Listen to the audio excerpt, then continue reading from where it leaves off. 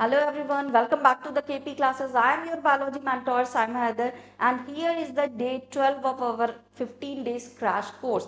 इस 15 days के crash course में जिसमें हम आपको पूरा entire syllabus करवाने वाले हैं, अभी तक जो हम कर चुके हैं वो कौन कौन से टॉपिक हैं, तो वो सारे टॉपिक हैं आपके। एक तो sexual reproduction in flowering plant has complete, human reproduction, reproductive health, principle of inheritance and variation, molecular basis of inheritance, evolution, human health and disease and the microbes in human welfare. जो ये सारा कुछ आपका complete हो चुका है और ये सारे वीडियोस देखने के लिए आप प्लेलिस्ट में जाकर के चेकआउट कर सकते हैं।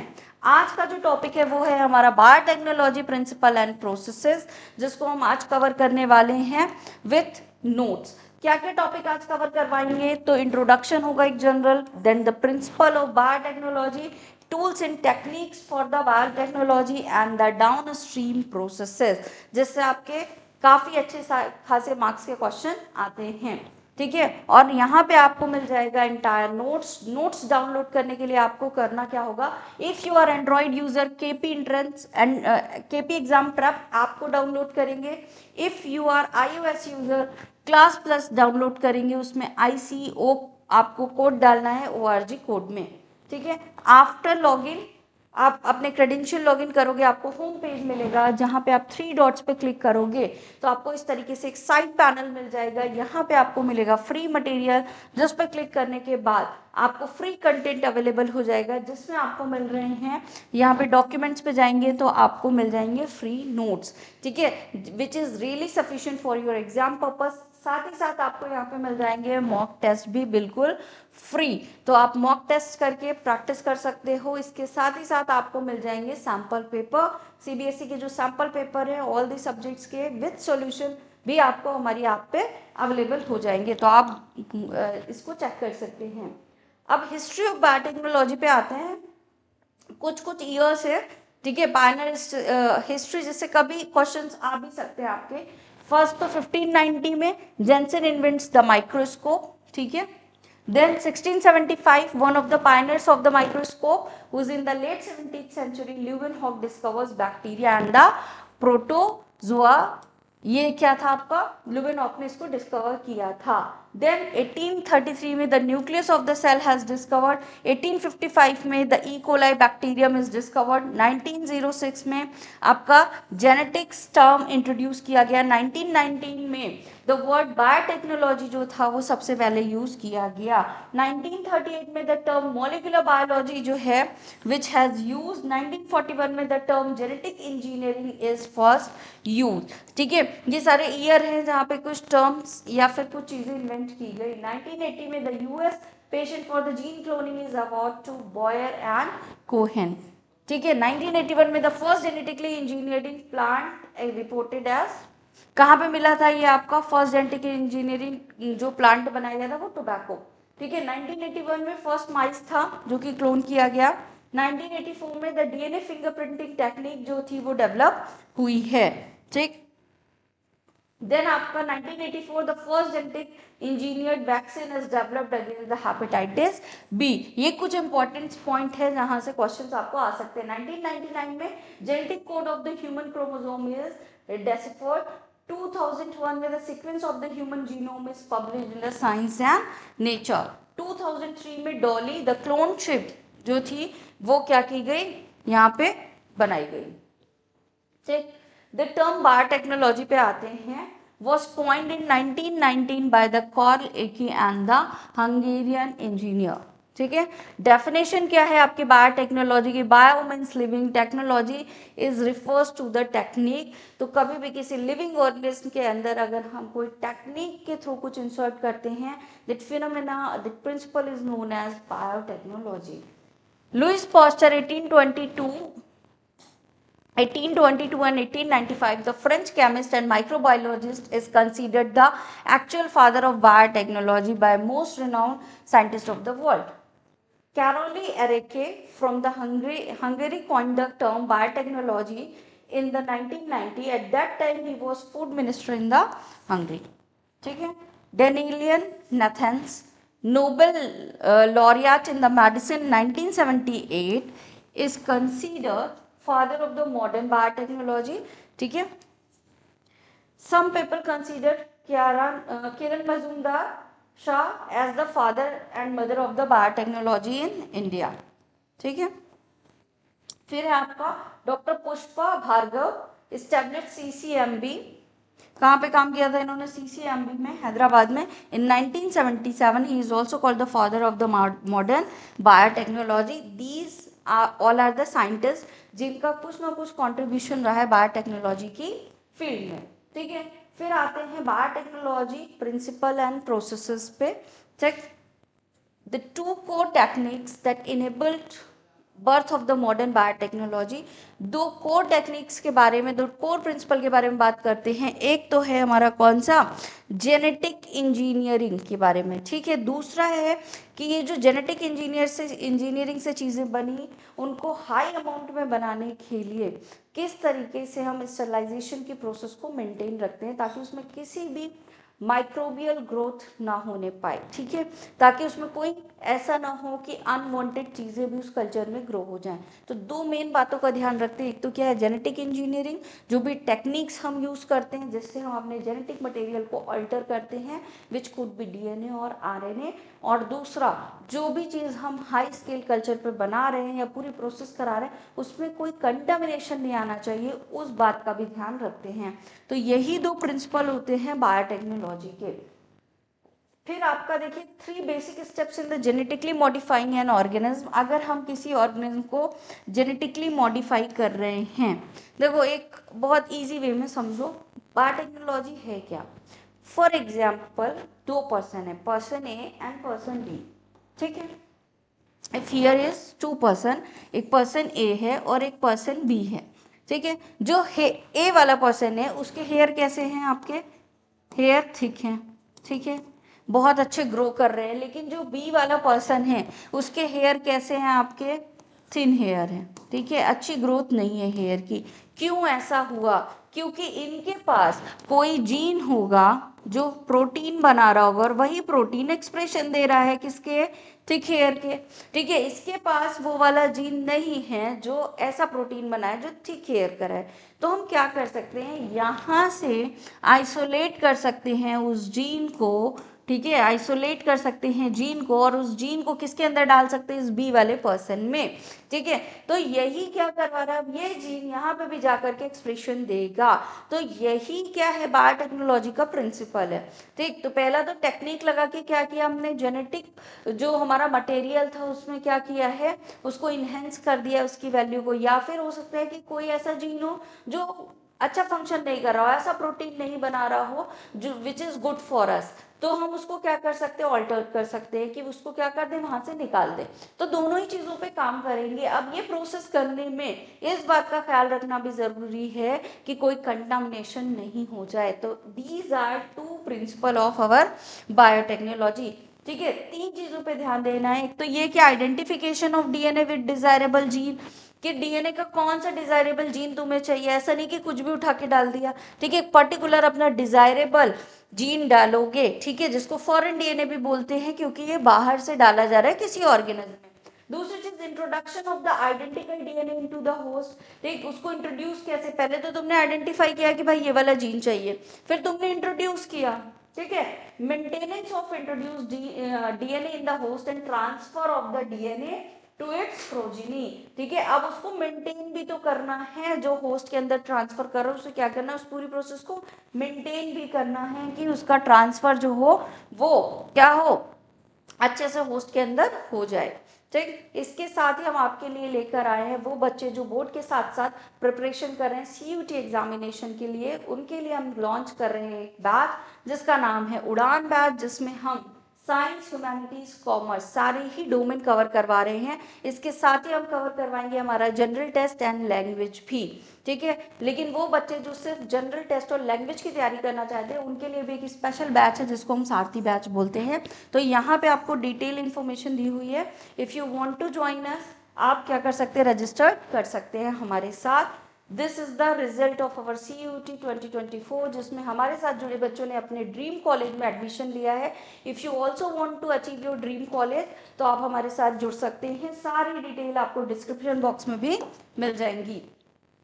चलो, बात करते हैं tools of recombinant DNA technology.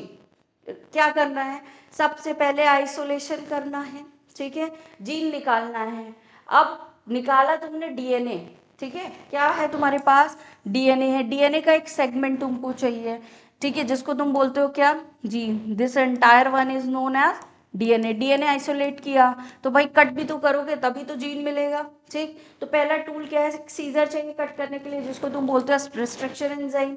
अब तुम्हें डालना है इसको होस्ट सेल में, तो सीधे तो नहीं डाल दोगे ना, इसकी क्या करोगे, मल्टीपल ऑफ कॉपी बनाओगे फिर डालोगे, ठीक है। तो तुम्हें एक चाहिए क्लोनिंग वेक्टर। वेक्टर क्या है, आपका एक व्हीकल है, ठीक है। ये जीन निकाला, एक वेक्टर के अंदर ऐसे लाइगेट किया, तब होस्ट के सेल के अंदर भेजा, ठीक है। तो तुम्हें एक क्लोनिंग वेक्टर चाहिए।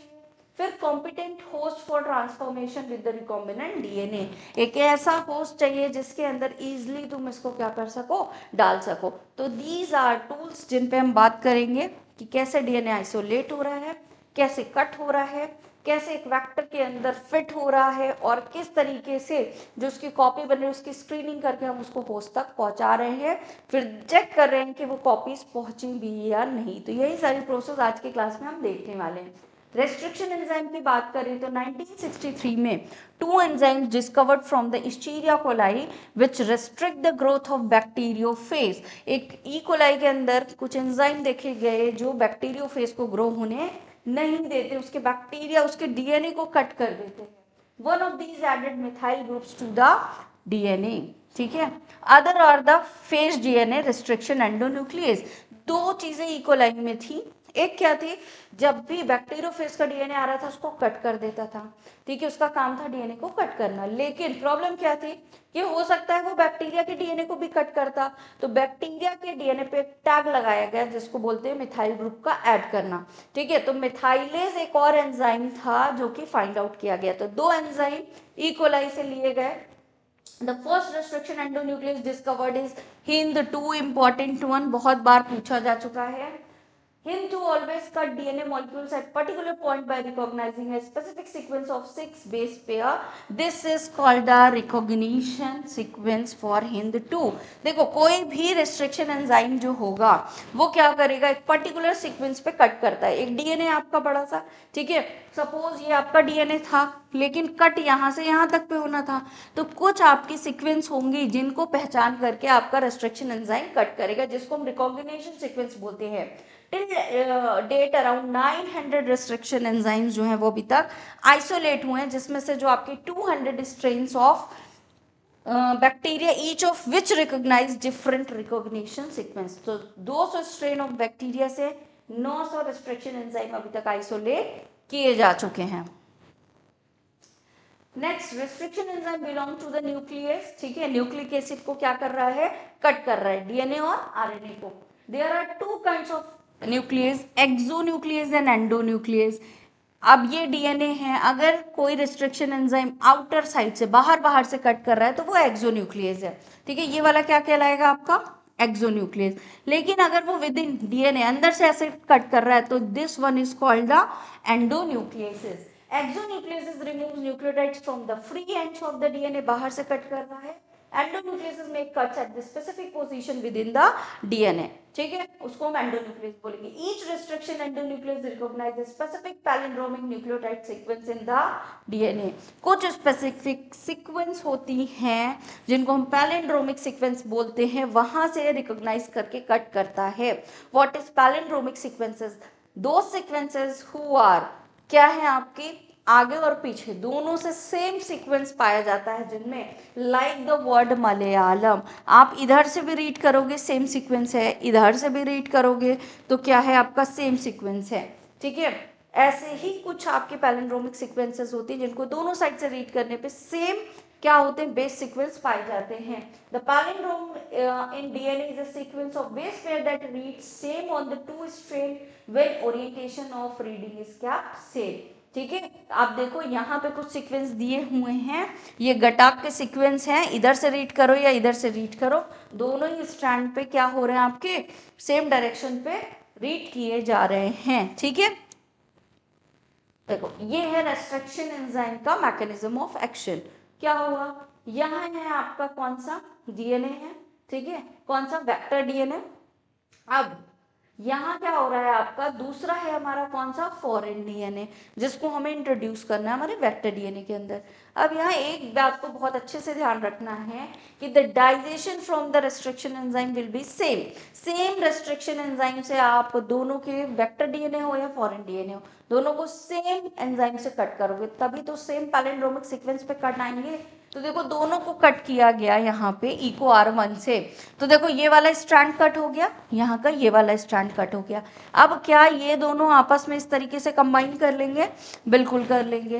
तो ये क्या हुआ आपका, सेम डाइजेशन दिया गया इको R1 से, ये जो एंड प्रोड्यूस हुआ इसको हम स्टिकी एंड बोलते हैं, और ये दोनों ही क्या हो गए, आपस में स्टिक हो गए। ठीक है, इस तरीके से हमारा वेक्टर डीएनए और फॉरेन डीएनए एक साथ लाइगेट हो जाएगा। Next है the restriction enzyme cut the strand of DNA little away from the center of the palindrome sites, but between the same two bases on the opposite strand, this leaves single stranded portion at the ends. There are overhanging stretches called the sticky ends on each strand. क्या मिलते हैं यहाँ पे, sticky ends मिलते हैं। मतलब जब भी वो कट कर रहा है तो पैलिंड्रोम से कुछ सीक्वेंस हट के कट करेगा, ठीक है, वरना वहीं से कट कर देगा तो कुछ सीक्वेंस जो आपको चाहिए होंगे वो भी कट हो जाएंगे। तो जो जैसे आपको गटाक वाला सीक्वेंस चाहिए तो कुछ सीक्वेंस दूर से कट करता है, ठीक है, ताकि आपको पर्टिकुलर सीक्वेंस मिल जाए। This stickiness of the end of facilitate the action of enzyme DNA ligase. ये स्टिकनेस क्या करता है, डीएनए लाइगेज ग्लू का काम कर रहा है, उसको जोड़ने में क्या करता है, हेल्प करता है। The foreign DNA and the host DNA cut by the same restriction endonuclease. The resulting DNA fragment have the same kind of sticky ends and these can be joined together using DNA ligase. जब दोनों ही same palindromic sequence से cut होंगे तो जोड़ने में भी क्या होगी, आसानी होगी। जैसे पजल्स आप फिट करते हो तो कटिंग कैसी होती है, अप्रोप्रिएट होती है, तभी तो दोनों जाके जुड़ जाते हैं। तो ऐसे ही कुछ कटिंग होगी दोनों की सेम तरीके से। देन है आपका convention for the naming restriction endonuclease, कैसे रेस्ट्रिक्शन एंडोन्यूक्लियस का नाम रख रहे हैं। फॉर एग्जाम्पल इको R1 आपने नाम रखा, ठीक है, तो the first letter of the name comes from the genus, ठीक है, इस्टीरिया कोलाई का ई क्या है, जीनस का नाम है, तो फर्स्ट लेटर वो हो गया। Second two letters come from the species of the prokaryotic cell from which the enzyme is isolated. आपने किस species से isolated किया है, तो कोलाई is the species, ठीक है। Then fourth letter is in the capital form derived from the strain of microbes. R1 क्या है आपका, strain होता है, ठीक है। The Roman letter for followed is the order of the discovery. किस नंबर पे ये डिस्कवर्ड हुआ है, ये क्या बता रहा है आपका, 1, ठीक है। तो ये इको R1 क्या हो गया आपका, फुल एक नेमिंग का कॉन्सेप्ट हो गया कि किस तरीके से पहले जीनस फिर स्पीशीज, फिर उसका क्या रखेंगे हम, स्ट्रेन रखेंगे, फिर हम रखेंगे ऑर्डर ऑफ आइसोलेशन, ठीक है। ये क्या हो गया आपका, नोमेनक्लेचर हो गया। नेक्स्ट क्या किया, एक डीएनए लिया, ठीक, उसको रेस्ट्रिक्शन एंजाइम से कट कर दिया, इस तरीके से कट किया, मान लो कई जगह से, तो छोटे छोटे बहुत सारे फ्रेगमेंट्स मिले। अब हमें चाहिए कौन सा फ्रेगमेंट था, ये वाला सपोज चाहिए था, ठीक है, कैसे निकालेंगे, तो अब सारों को सेपरेट करना होगा, तो एक टेक्निक यूज करते हैं इलेक्ट्रोफोरेसिस, ठीक है। तो the cutting of DNA by restriction endonuclease result in the fragments of DNA, fragments of DNA मिल गए। These fragments are separated by a technique called the gel electrophoresis. कैसे करोगे इसको, जेल इलेक्ट्रोफोरेसिस से सेपरेट करोगे। Since the DNA fragments are negatively charged, DNA fragment कैसे होते हैं, negatively charged होते हैं, they can separated by forcing them to move towards the anode under an electric field through a medium. अगर हम एक मीडियम में डीएनए को रख के इलेक्ट्रिक फील्ड दे दे तो निगेटिवली चार्ज है तो वो किस तरफ मूव करने लगेगा, आपका पॉजिटिवली साइड पे मूव करने लगेगा। मोस्ट कॉमन यूज मैट्रिक्सेस, जिस मैट्रिक्स में हम इसको लोड कर रहे हैं वो कौन सा हमारा, अगारोज है, ठीक है। कहाँ से मिला, आपका नेचुरल पॉलीमर है, सीवीड से ऑब्टेन किया जाता है। DNA fragment separate according to their size, ठीक है, किस तरीके से ये हो रहे हैं आपके, चार्ज के बेस पे या साइज के बेस पे, तो चार्ज तो सब में निगेटिव है जितने डीएनए फ्रेगमेंट्स है, ठीक है, लेकिन सबका साइज क्या है, डिफरेंट। तो एक चीज ये याद रखनी है कि किसके बेस पे आप सेपरेशन दे रहे हो, कभी कभी पूछा जा सकता है ये एमसीक्यू में, तो आपको पता होना चाहिए साइज के बेस पे, ठीक है, क्योंकि ये जो अगारोज है ये एक सीव की तरह काम करता है जिसमें हमारे फ्रेगमेंट्स इस तरीके से मूव करते हैं, ठीक है। जो स्मॉलर होंगे फ्रेगमेंट वो बहुत आगे तक चले जाएंगे, जो हैवी होंगे वो सीव में फंस जाएंगे और पीछे ही रह जाएंगे, ठीक। तो साइज के अकॉर्डिंग क्या हो जाएंगे आपके सेपरेट हो जाते हैं, फिर यहाँ पे एक डाई यूज करते हैं इथिडियम ब्रोमाइड, ETBr, क्या बोलते हैं इसको, ETBr बोला जाता है। ये जो ETBr इथिडियम ब्रोमाइड है, ऑरेंज कलर का डाई है, स्टेन देता है अगारोस जल में और कार्सिनोजेनिक होता है, डीएनए में इंटरकलेट करके क्या कर देता है, कैंसर कॉज करता है। तो इसको जब यूवी रेडिएशन में देखा जाता है तो यहाँ पे ऑरेंज कलर के बैंड्स क्या होते हैं, आपको मिलते हैं। The separated bands of DNA are cut from the agarose gel and excreted from the gel piece. This step is called the elution. तो इल्यूशन क्या है, जैसे ये आपको दिख रहा होगा डायग्राम, यहाँ पे क्या है, स्मॉलेस्ट वाले देखो बैंड आगे बन रहे हैं और जो पीछे बन रहे हैं वो क्या है, लार्जेस्ट वाले हैं। और ये जो ऑरेंज कलर से बैंड बन रहा है, अगर हम इस बैंड को निकालना चाहते हैं तो यहाँ से अगर इसको कट करके निकाल लिया तो इसी को हम क्या बोलते हैं, इल्यूशन बोलते हैं। ठीक है, ये प्रोसेस क्या है हमारी, इल्यूशन। इससे भी क्वेश्चन पूछा जा सकता है आपको। ठीक है, इसके साथ ही यहाँ पे कुछ सीरीज ऑफ बुक्स हैं, boards plus as well as CUT examination. तो अगर आप डीप स्टडी करना चाहते हो तो ये आपके लिए बेस्ट स्टडी मटेरियल होगा। आप ये बुक्स जो है वो ऑर्डर कर सकते हो, आपको ऑनलाइन ऑफलाइन दोनों मोड में ये अवेलेबल हो जाएगी। क्लोनिंग वैक्टर्स, क्लोनिंग वैक्टर्स क्या है, वैक्टर्स आर द व्हीकल जो लेकर के जा रहे हैं। ठीक है, अब अगर तुम्हें किसी ने इनवाइट किया है, तुम्हें किसी के घर जाना है तो वो होस्ट हो गया। ठीक है, तुम जा रहे हो उसके यहाँ, तो कैसे जाओगे, कुछ कैब बुक करोगे, कार होगी, बाइक होगी, उसमें बैठ के जाओगे। तो सेम ऐसा ही व्हीकल क्या कहलाता है, आपका वेक्टर कहलाता है। ठीक है, जिसके अंदर हम अपना फॉरेन डीएनए इंसर्ट करते हैं और होस्ट के अंदर उसको भेजते हैं। ठीक, the plasmid and bacteriophage have the ability to replicate within the bacterial cell independently to the control of the chromosomal DNA। Extra chromosomal DNA जो होता है वो हमारा क्या कहलाता है, प्लाज्मिड कहलाता है। alien DNA linked with the vector multiply its number equal to the copy number of the plasmid of bacteriophage। ठीक है, ये मान लो एक बैक्टीरियल सेल है, इसका क्या था, आपका एक्स्ट्रा, ये आपका क्रोमोसोम था मेन, इसके साथ ही इसके अंदर क्या था, एक ये प्लाज्मिड पाया जाता है। ठीक है, इस प्लाज्मिड की एक प्रॉपर्टी है कि ये अपनी मल्टीपल ऑफ कॉपी बनाता रहता है। अगर मैं इसके अंदर अपना मान लो यहाँ पे डिजायर्ड डीएनए भी डाल दूं, ठीक, ये भी डाल दिया, तो अब जब ये अपनी कॉपी बनाएगा तो कॉपी बनाने के साथ साथ ही क्या करेगा, मेरे डिजायर्ड जीन की भी उतनी ही कॉपी बना लेगा। ठीक है, तो इस प्रॉपर्टी की वजह से इसको यूज किया जाता है। क्या क्या फीचर होने चाहिए एक आपके क्लोनिंग वेक्टर के, तो पहली चीज तो उसमें ओरिजिन ऑफ रेप्लिकेशन होना चाहिए ताकि वो अपने मल्टीपल ऑफ कॉपी बना ले। ठीक है, the alien DNA link with the vector also replicate, और जिस फॉरेन डीएनए एलियन डीएनए को या डिजायरेबल डीएनए फ्रेगमेंट को, सेगमेंट को हमने उसके साथ जोड़ा है, उसकी भी कॉपी साथ में बनवाए। ठीक है, control the copy number of the link DNA, क्या करे, कॉपी नंबर को भी कंट्रोल करे कि कितने कॉपी नंबर उसको वहां पे बनवाने हैं। ठीक, ये देखो एक क्या दिया हुआ है आपका, क्लोनिंग वेक्टर दिया हुआ है PBR322, जहां पे देखो ये दो आपकी रेस्ट्रिक्शन साइट है, BAMH1 SAL1। ठीक, और यहाँ पे क्या है आपका PVU1 एंड PST1, दो आपके ये क्या है, एम्पेसिलिन और टेट्रासाइक्लिन वाले दो क्या है, रेस्ट्रिक्शन साइट होते हैं, जिन पे क्या है आपका ये जो जीन है इनको कट करने वाले रेस्ट्रिक्शन एंजाइम दिए हैं। अगर मैं इस वेक्टर में BAMH1 डालूं रेस्ट्रिक्शन एंजाइम, तो ये पूरे वेक्टर की किस जगह पे कट करेगा, इस जगह पे कट करेगा। ठीक है, अगर इसी वेक्टर में मैं क्या डाल दूं, देखो अगर मैं यहाँ पे इस पूरे वेक्टर में BAMH1 डाल दूं तो कहाँ पे कट करेगा, ये BAMH1 वाली साइड पे कट करेगा। ठीक है, लेकिन अगर मैं इस पूरे वेक्टर पे कहीं पे भी PST1 डालूं, अगर मैंने PST1 डाला है तो वो पूरे में कहीं भी कट नहीं करेगा, इस वाली साइड पे कट करेगा। ठीक है, तो रेस्ट्रिक्शन एंजाइम की साइट्स होती है जिन पर्टिकुलर साइट पे आपका रेस्ट्रिक्शन एंजाइम आकर के वर्क करेगा।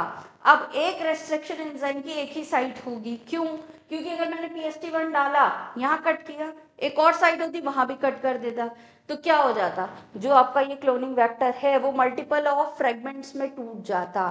ठीक है, हमें क्या चाहिए, जस्ट उतना हिस्सा चाहिए कि भाई ये ओपन हो गया, यहाँ मैं अपना फॉरेन डीएनए क्या करूँ, लाइगेट कर दूं। ठीक है, तो हमेशा क्या होगा, एक ही साइट होगी पर्टिकुलर रेस्ट्रिक्शन एंजाइम की। ठीक है, इसी को क्लोनिंग साइट बोलते हैं, क्योंकि यहीं पे कट होके हमारा फॉरेन डीएनए क्या होगा, ऐड होगा, और वेक्टर को और हमारे डीएनए दोनों को सेम रेस्ट्रिक्शन एंजाइम से इसीलिए कट करते हैं कि सेम सीक्वेंस यहाँ से कट होगी, सेम वहां से, दोनों आके एक दूसरे में क्या हो जाएंगे, लाइगेट हो जाएंगे। ठीक है, तो अगर मान लो मैं यहाँ PST1 से कट कर रहा हूँ तो कौन सी साइड डिस्टर्ब होगी, एम्पिसिलिन वाली, क्योंकि कहीं और तो वो कट करेगा ही नहीं। अगर मैं BAM-H1 से कर रहा हूँ या SALMON से कर रहा हूँ तो कौन सी साइड डिस्टर्ब होगी, टेट्रासाइक्लिन वाली। ठीक है, ये इतना कंसेप्ट याद रखना है आपको। चलो देखो ये क्या हुआ, यहाँ पे ये हमारा फॉरेन डीएनए था, ये हमारा वेक्टर डीएनए था या प्लाज्मिड था, दोनों को सेम रेस्ट्रिक्शन एंजाइम से कट करवाया, ये कट हो गया। ठीक है, अब लाइगेज डाला तो देखो ये वाला फ्रेगमेंट आके ये यहाँ वाले प्लेस में क्या हो गया, फिट हो गया, ये देखो ये। ठीक, अब इसको ट्रांसफॉर्म करा दिया किसमें, हमारी होस्ट सेल में। अब होस्ट सेल में जाएगा तो इसकी आदत क्या है, अपनी कॉपी बनाना। जितनी बार अपनी कॉपी बनाएगा उतनी बार हमारी किसकी कॉपी बनाएगा, फॉरेन डीएनए की भी कॉपी बनाएगा।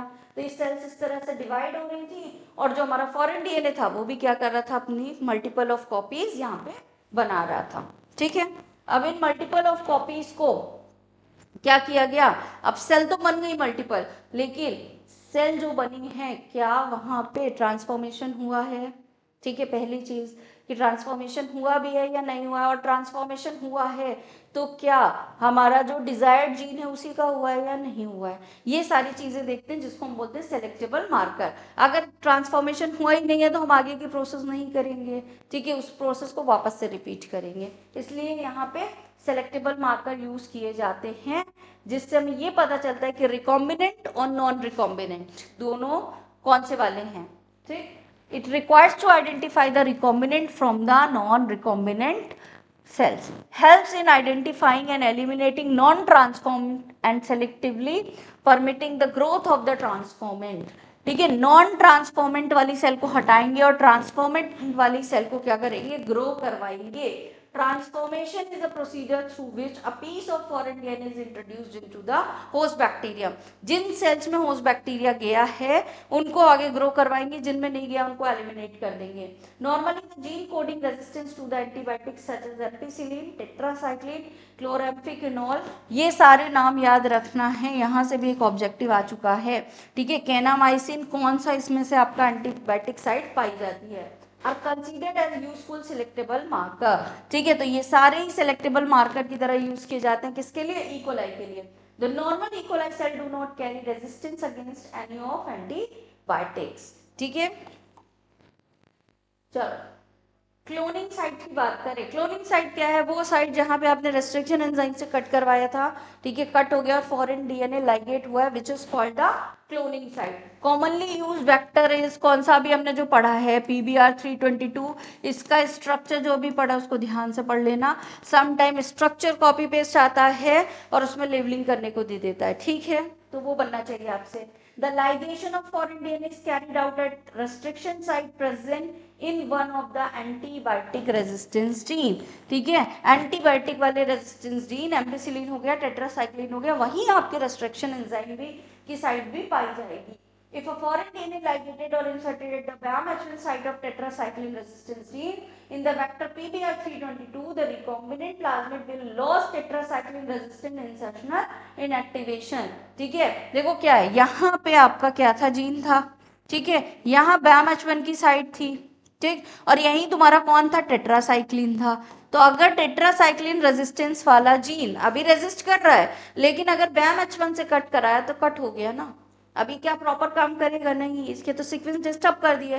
तो अब टेट्रासाइक्लिन के मीडिया में डालोगे तो ये रेजिस्टेंस नहीं देगा, क्या हो जाएगा, डैमेज हो जाएगा। ठीक है, तो इसी से पता चलता है कि भाई आप मीडिया में ग्रो कराओगे एम्पिसिलिन और टेट्रासाइक्लिन के, अगर ग्रो हो रहा है मतलब टेट्रासाइक्लिन और एम्पिसिलिन पे कोई डिस्टर्बेंस नहीं हुआ। अगर ग्रो नहीं हो रहा है इसका मतलब कि एम्पिसिलिन और टेट्रासाइक्लिन से कुछ सीक्वेंस हटे हैं और कुछ नए जीन्स आकर के जुड़ गए हैं, मतलब हमारा जो रिकॉम्बिनेंट डीएनए है वो बन गया है। All are grown in the ampicillin medium. ठीक है, कैसे नॉन रिकॉम्बिनेंट को देखेंगे तो सबको किसमें ग्रो करा दिया, एम्पिसिलिन मीडियम में। One replica of above plate grown in the ampicillin medium, other replica grown in the medium containing both tetracycline and ampicillin. क्या किया, टेट्रासाइक्लिन से कट करवाया, सबको एम्पिसिलिन में ग्रो कराया। ठीक है, तो एम्पिसिलिन में तो सब ग्रो होगा, लेकिन जब टेट्रासाइक्लिन में डाला तो सिर्फ जो टेट्रासाइक्लिन वाली साइट कट थी वो वाले यहाँ पे ग्रो नहीं होंगे। The colonies grows in the plate 1 but fail to grow in the plate 2 are identified as recombinant, मतलब हमारा रिकॉम्बिनेशन यहाँ पे बन चुका है। ठीक है, फिर है आपका कौन सा अल्टरनेटिव सेलेक्टेबल मार्कर, तो PUC 18 की बात करते हैं। ठीक है, किसकी? PUC 18 की। It is used as a selectable marker better than PBR 322। PUC 18 में एक साइट होती है एंजाइम की जिसको बोला जाता है बीटा गैलेक्टोसाइडेज। ठीक है, ये क्या करती है? विच कन्वर्ट एक्स गैल, ठीक है, into galactose and 5 bromo plus 4 chloro Indigo. ठीक है, क्या होता है? एक्स गाल इसका क्या है? बीटा गैलेक्टोज क्या है? एंजाइम है। एक्स गाल क्या है? उसका सबस्ट्रेट है। एंजाइम और सबस्ट्रेट बाइंड होंगे तो कुछ प्रोडक्ट बनेगा। ठीक है, तो बीटा गैलेक्टोज की साइड अगर PUC 18 में कोई रेस्ट्रिक्शन डाइजेशन आपने नहीं करवाया और वो साइट सही सलामत है तो एक्स गैल के मीडियम में डालोगे तो दोनों क्या करेंगे? बाइंड करेंगे और एक ब्लू कलर की कॉलोनी देंगे, मतलब कोई डिस्टर्बेंस नहीं हुआ है। ठीक, लेकिन देखो ये PUC 18 था, समझ लो। ठीक, इस PUC 18 में यहाँ पे एक साइट थी किसकी? बीटा गैलेक्टोसाइडेज की, जो कि एक्स गाल के अंदर जब डालो तो ब्लू कलर का प्रोडक्ट देता है, तो पूरी कॉलोनी कैसी हो जाएगी? ब्लू। क्या पता चला कि अभी यहाँ कोई डिस्टर्बेंस नहीं हुआ है, लेकिन सपोज अब यहाँ पे तुमने क्या किया? यहाँ पे किसी मान लो BAM-H1 से ही करवा दिया, मल्टीपल क्लोनिंग साइट है, BAM-H1 से कट कराया। अब जैसे ही यहाँ पे कट हुआ तो कट होने के बाद क्या हो जाएगा? ये साइट तो यहाँ डिस्टर्ब हो गई, यहाँ कुछ और जुड़ गया, तो क्या अब बीटा गैलेक्टोसाइडेज बन रहा है? नहीं बन रहा। तो जब बीटा गैलेक्टोसाइडेज नहीं बन रहा और इसको एक्स गैल के मीडियम में डालोगे तो क्या प्रोडक्ट यहाँ पे बनेगा? ब्लू कलर का नहीं बनेगा। तो कैसी कॉलोनी बन जाएगी? यहाँ पे व्हाइट कलर की कॉलोनी बन जाएगी। इसी को बोलते हैं इंसर्शनल इनएक्टिवेशन। इंसर्शन करवा दिया किसी जीन का तो बीटा गैलेक्टोसाइडेज क्या हो गया? इनएक्टिव हो गया। तो इंसर्शनल इनएक्टिवेशन में क्या हो रहा है आपका? ये चीजें हो रही है। ब्लू कॉलोनी और व्हाइट कॉलोनी से क्वेश्चन आता है, बनना चाहिए। ठीक है, एग्रोबैक्टीरियम फिर क्या है आपका? प्लांट के लिए जो यूज किया जाता है वो वाला क्लोनिंग वेक्टर है एग्रोबैक्टीरियम ट्यूबिफेसियंस। ठीक है, क्या होता है? ये पैथोजेनिक बैक्टीरिया होता है। कहाँ पे काम करता है? आपके डाइकॉट प्लांट्स में काम करता है। This bacterium contains a plasmid called the TI plasmid, जिसको हम बोलते हैं tumour induced plasmid. In the natural condition Agrobacterium tumefaciens transfer the tDNA into the plant। Normal condition में क्या करता है? tDNA को क्या करता है? ट्रांसफर करता है, which transform normal plant cell into a tumor and direct these tumor cells to produce the chemical required by the pathogen। ठीक है, tDNA वाले रीजन पे ऑक्सिन और साइटोकाइनिन के साइट पाए जाते हैं। जैसे ही किसी भी प्लांट सेल में जाता है वहां ऑक्सिन और साइटोकाइनिन का प्रोडक्शन हाई कर देगा, क्या होगा? मल्टीपल ऑफ सेल प्रोलिफरेशन शुरू हो जाएगा, और जब बहुत सारा सेल बनेगा तो डिफरेंशिएशन नहीं हो रहा, बस सेल बन रहा है, कैलस बन जाएगा और क्या करेगा? ट्यूमर कॉज कर देगा। ये नेचुरल फिनोमेना है। ठीक है, साइंटिस्ट ने यहीं पे क्या किया? tDNA वाला जो साइट है उसको कट किया, निकाल दिया और वहां पे अपना डिजायर्ड DNA डाल करके प्लांट के अंदर डाल दिया एज अ क्लोन। ठीक है, दूसरा क्या है आपका? रेट्रोवायरस। ठीक है, ये एनिमल्स के लिए यूज किया जाता है आपका। द डिसआर्म्ड रेट्रोवायरस क्या करेंगे? रेट्रोवायरस भी कैंसर कॉज कर रहा है, डिसआर्म करेंगे। जो साइट उसकी क्या है, जो क्या करिए हार्म कर रहे हैं उसको निकाल दो, वहीं अपना क्या कर दो? फॉरेन DNA लाइगेट कर दो। ठीक है, the TI plasmid, the tDNA is replaced by the gene of interest, still a 8 tumefacients able to transfer the gene into the plant without causing tumor। तो tDNA निकाल दिया, डिजायर्ड जीन डाल दिया। ठीक है, तो अब कैंसर कॉज नहीं होगा, बल्कि जो हमारा डिजायर्ड जीन गया है वो अपना एक्सप्रेशन वहां जाके देगा। सेम रेट्रोवायरस में भी एनिमल के केस में हम यही करते हैं। ठीक है, फिर है हमारा यहाँ पे कॉम्पिटेंस टू होस्ट, कैसे ट्रांसफॉर्मेशन करा रहे हैं रिकॉम्बिनेंट DNA के अंदर। DNA is a hydrophilic molecule, it can not pass through the cell membrane. ठीक है, कैसा है ये आपका? हाइड्रोफिलिक मॉलिक्यूल्स होता है। In order to force bacteria to take up the plasmid, the bacterial cells must first be made competent to the take up by DNA। तो host cell को क्या बनाया जाता है? कॉम्पिटेंट बनाया जाता है कि वो उस DNA को ले ले। The bacterial cell is treated with the divalent cations such as calcium, which increase the efficiency of DNA take up by the bacteria. क्या किया जाता है इसको डाइवेलेंट कैटायन से, जैसे कि कैल्शियम हो गया, ठीक है, इसको ट्रीट किया जाता है। Recombinant DNA and the bacterial cells are incubated in the eye followed by the placing them briefly at 42 degree Celsius, जिसको हीट शॉक ट्रीटमेंट बोलते हैं। एक बार टेम्परेचर डाउन करना है, फिर इंक्रीज करना है, फिर टेम्परेचर डाउन करना है, तो एक हीट शॉक डेवलप होता है जिससे कुछ पोर्स का फॉर्मेशन हो जाता है सेल मेम्ब्रेन पे, और वहां से डीएनए जो है आपका वो एंटर कर जाता है। दूसरा क्या है आपका, माइक्रो इंजेक्शन के थ्रू भी रिकॉम्बिनेंट डीएनए डाल सकते हैं, ठीक है, सीधे किसमें, न्यूक्लियस में, लेकिन ये हो कहाँ रहा है आपकी एनिमल सेल में, तो माइक्रो इंजेक्शन से न्यूक्लियस में सीधे इंसर्ट कर दिया, बट किसमें, एनिमल सेल में। प्लांट सेल के लिए क्या करते हैं आपका, प्लांट सेल में सेल वॉल पाई जाती है, ठीक है, तो यहाँ पे क्या करते हैं, हाई वेलोसिटी से माइक्रो पार्टिकल्स को बम्बार्डिंग करवाए जाते हैं, जो कि गोल्ड और टंगस्टन के बने हुए होते हैं, ठीक है, तो गोल्ड और टंगस्टन के जो माइक्रो पार्टिकल्स हैं उनको क्या किया जाता है, उसी में डीएनए को कोट किया जाता है, ठीक है, और एक गन के थ्रू क्या किया जाता है, इंसर्ट करवाया जाता है, जिसको बायोलिस्टिक और जीन गन बोलते हैं। The disarmed pathogen vectors which when allowed infecting the cell transferred the recombinant DNA into the host। अब ये क्या होता है आपका, जो recombinant DNA है वो होस्ट के अंदर ट्रांसफर हो जाता है। तो प्लांट के लिए अलग है, एनिमल के लिए अलग है, ये भी याद रखना है कि कौन सा वाला, माइक्रो इंजेक्शन एनिमल सेल के लिए, आपका जीन गन किसके लिए है, प्लांट सेल्स के लिए है, ठीक है।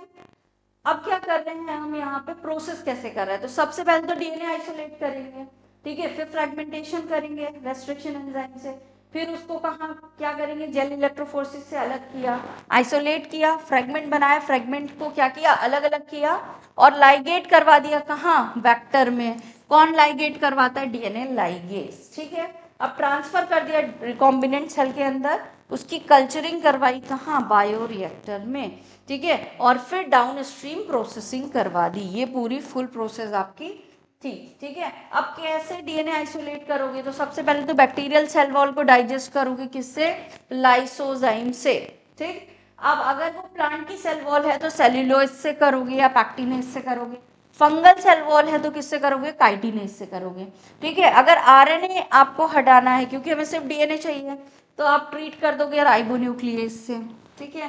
प्रोटीन के जो बाकी पार्टिकल्स रिमूव करने हैं तो प्रोटीएज से ट्रीटमेंट दे दोगे, ठीक है।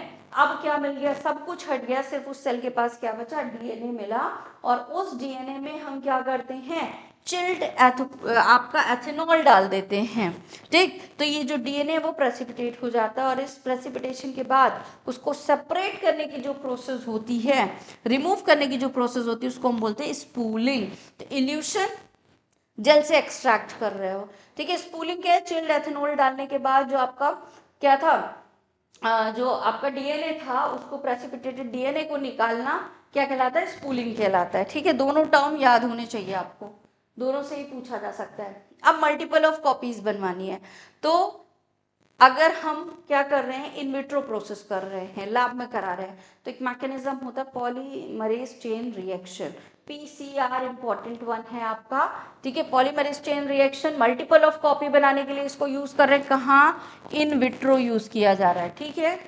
क्या क्या प्रोसेस होती है, सबसे पहले डबल स्ट्रैंडेड डीएनए है, तो डीएनए क्या होगा, ब्रेक होंगे दोनों स्ट्रैंड, इसको बोलते हैं डीनेचुरेशन, ठीक है। तो टेम्परेचर कौन सा दिया जा रहा है यहाँ पे, 94 डिग्री सेल्सियस का।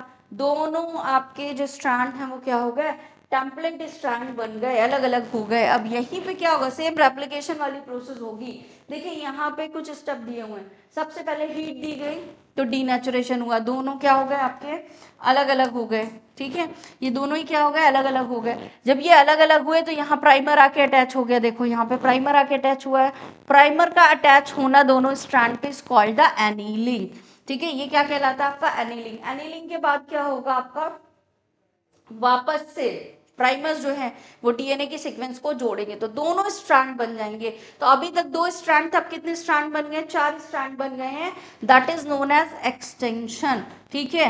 DAE, यही सीक्वेंस याद रखना है, डीनेचुरेशन हो रहा है, एनीलिंग हो रही है, एक्सटेंशन हो रहा है। यहाँ से इस डायग्राम से भी क्वेश्चन आपका आ चुका है, तो एनसीईआरटी के एक एक डायग्राम आपके क्या है, इंपॉर्टेंट हैं, ठीक।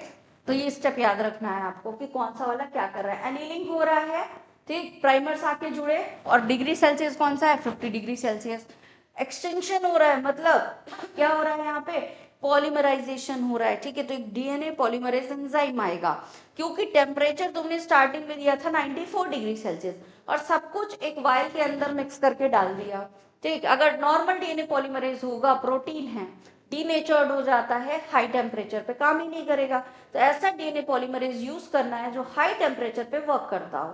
तो आपके जो बैक्टीरिया होते हैं कौन से, एक्सट्रीम कंडीशन वाले, ठीक है, थर्मोफिलिक बैक्टीरिया, वहां से पॉलीमरेज लिया गया। ठीक है, तो थर्मस एक्वाटिकस आपका क्या है, बैक्टीरिया है, जिससे थर्मोस्टेबल पॉलीमरेज लिया गया, जिसको हम क्या बोलते हैं, टैग पॉलीमरेज बोलते हैं, ये याद रखना है। ठीक है, और फिर क्या करते हैं, इसकी मल्टीपल कॉपी बनाते हैं। अब ये पॉलीमराइजेशन रिएक्शन जो हो रहा है लास्ट वाला 74 डिग्री पे हो रहा है, तो 3 डिग्री सेल्सियस याद करना है, 94 हो रहा है डीनेचुरेशन में। ठीक है, फिर हो रहा है 50 डिग्री सेल्सियस हो रहा है आपका किसमें, एनीलिंग वाले स्टेप में, और 70 से 74 के बीच हो रहा है आपका किसमें, एक्सटेंशन में हो रहा है। यही इतना कंसेप्ट यहाँ से पूछा जाता है, ये इतना बनना चाहिए आपसे। ठीक, अब देखो, obtain the foreign gene product और recombinant product, the protein encoding gene is expressed in the heterogeneous host is called the recombinant protein. अब होस्ट के अंदर जो जीन गया है वो अपनी प्रोटीन बना रहा है, जिसको हम बोलते हैं heterogeneous protein. The host is cultured in the continuous culture system provided in the bioreactor. अब बड़े हम क्या कर रहे हैं, इसका कल्चर एक बड़े लेवल पे करा रहे हैं। ठीक है, तो ये जो सिस्टम के अंदर हम इसको ग्रोथ करवाते हैं उसको हम बोलते हैं बायोरिएक्टर। अब bioreactor provide the optimum growth condition. अब ये कैसा होना चाहिए, वो कंडीशन होनी चाहिए इस बायोरिएक्टर के अंदर जिसमें हमारा वो प्रोटीन जो है वो ग्रो कर जाए, या वो सेल जो हम ग्रो करा रहे हैं वो ग्रो हो जाए। ठीक है, टेम्परेचर हो सकता है, पीएच हो सकता है, सबस्ट्रेट, सॉल्ट, वाइटामिन, ऑक्सीजन, ये सारी ऑप्टिमम कंडीशन यहाँ पे दी जाती है। Bioreactor converts the raw material into specific enzyme. ठीक है, ये हम देंगे, सेल डाल दिया, वो अपनी कॉपीज बना रही हैं और उससे जो प्रोटीन, हेटेरोजेनस प्रोटीन बन रहा है वो भी बन रहा है। तो रॉ मटेरियल डाला और वहां से क्या मिला हमको, प्रोडक्ट ऑब्टेन हुआ। After biosynthesizing inside the bioreactor the product has to be subjected through a series of process before it is ready to marketing. ठीक है, अब सीधे निकाल के मार्केट में लॉन्च नहीं कर देंगे, कुछ चीजें ऐड करेंगे, देखेंगे कोई रिएक्शन तो नहीं कर रहा है।